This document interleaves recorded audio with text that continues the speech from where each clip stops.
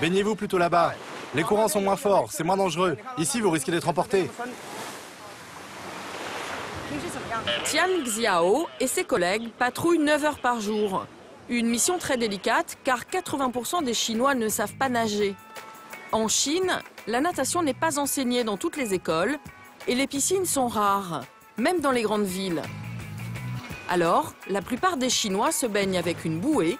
Sur la plage, des stands spécialisés en proposent à la vente ou à la location à la journée. C'est 3 € la bouée plus 12 € de caution. Tout le monde en a une, même les adultes. Mais bien souvent, cela n'est pas suffisant. Ceux qui ont des bouées ne savent pas du tout nager. Si une vague un peu forte leur fait lâcher ou perdre la bouée, ils coulent. J'en ai vu plein des accidents de ce genre. Il y en a toutes les semaines.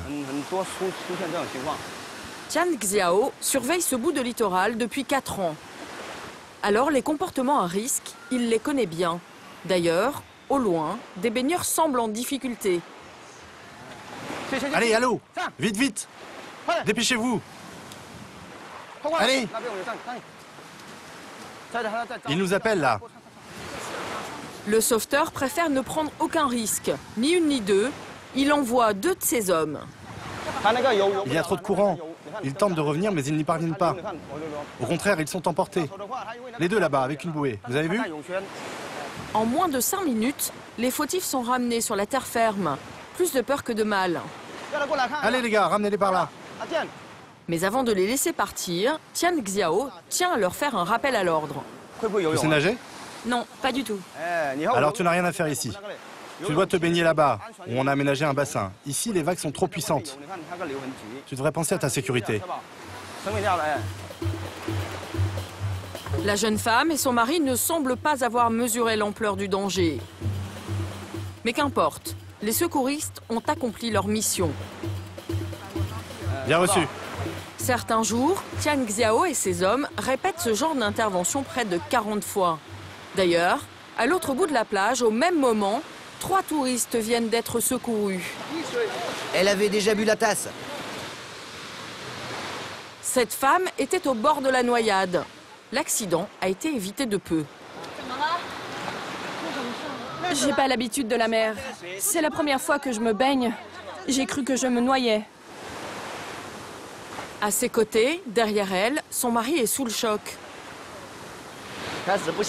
Au début, ça allait. On avait de l'eau jusqu'à la taille. Et sans qu'on s'en rende compte, on s'est retrouvé avec de l'eau jusqu'au cou. Cette fois, pas question de laisser repartir la famille à si bon compte. À l'écart, sous un parasol, le chef des sauveteurs les a convoqués pour prendre leur identité. C'est cet homme, torse nu. Nom, prénom? Jin Kin-jin. Cette procédure n'entraînera aucune sanction. Contrairement à la France, où les comportements à risque dans l'eau peuvent être verbalisés, en Chine, aucune loi ne le prévoit. Mais pour le chef des sauveteurs, cette formalité est une manière de responsabiliser les vacanciers.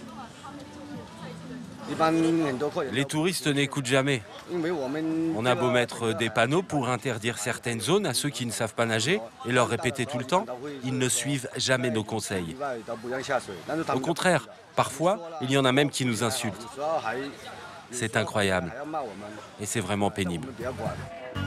Cette fois, le couple semble avoir retenu la leçon. T'as vraiment fait n'importe quoi. Oh, c'est bon.